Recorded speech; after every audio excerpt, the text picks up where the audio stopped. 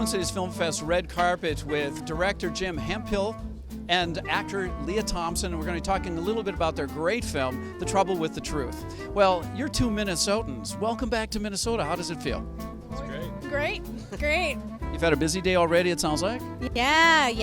It's really been fun. I've been visiting old houses and also going to do a lot of press. It's really nice to be home. How often do you get back to Minnesota? I know grew up Blaine and Minneapolis.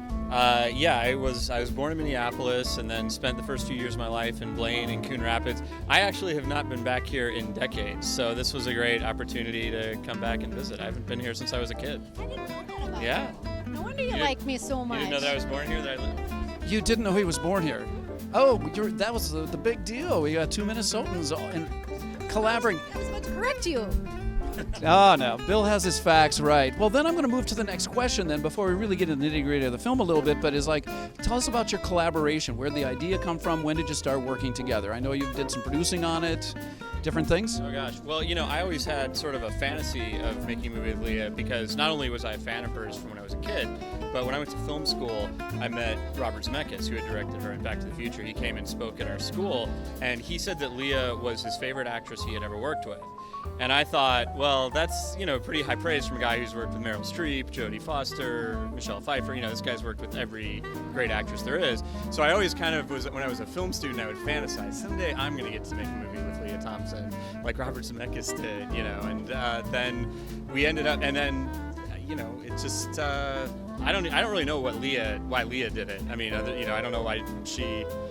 It was a great script. It was a great script, absolutely. Mm-hmm. Yeah, and I talked to him for 5 minutes, and I was sold. Yeah.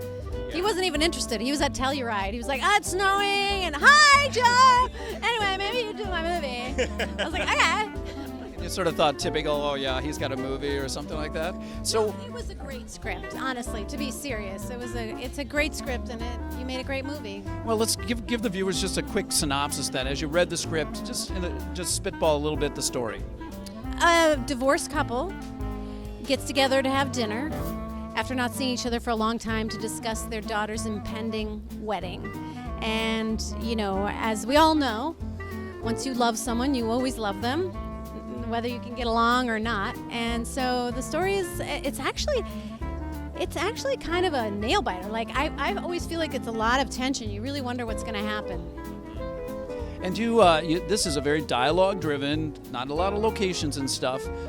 Just give us a nutshell on how long it took to produce. How much did you make these guys memorize in one day? Well, they had to memorize quite a bit in one day because we shot the movie. I think it was a total of about 11 days that we shot it. I think maybe it was 12, but 2 of the days were half days because there was one day when John Shea's family was visiting from out of town. He wanted to take them skateboarding or something, so we had to get out by noon. But I think it was something like 11 days that we shot it. So they would have to memorize something like 8 to 10 pages a day of dialogue. But John and Leah correct me if I'm remembering this wrong, but I think both of you had been doing a lot of theater right before you did the movie, so they were kind of in that mindset of memorizing a lot of dialogue or whatever.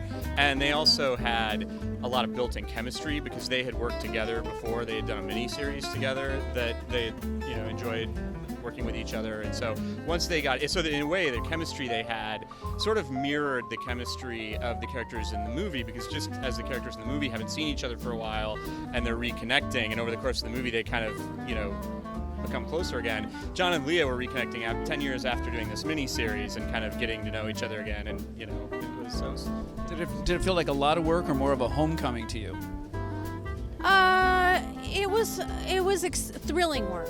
It was really thrilling because most of the time with acting, it's just so technical and it's a lot about the cameras and all that. This was really about the words and the acting, and they had we had 2 cameras, so they were shooting both of our close-ups at the same time. So we didn't improv the words so much, but we did improv the emotions. So if one take I might laugh, one take I might cry at the same place.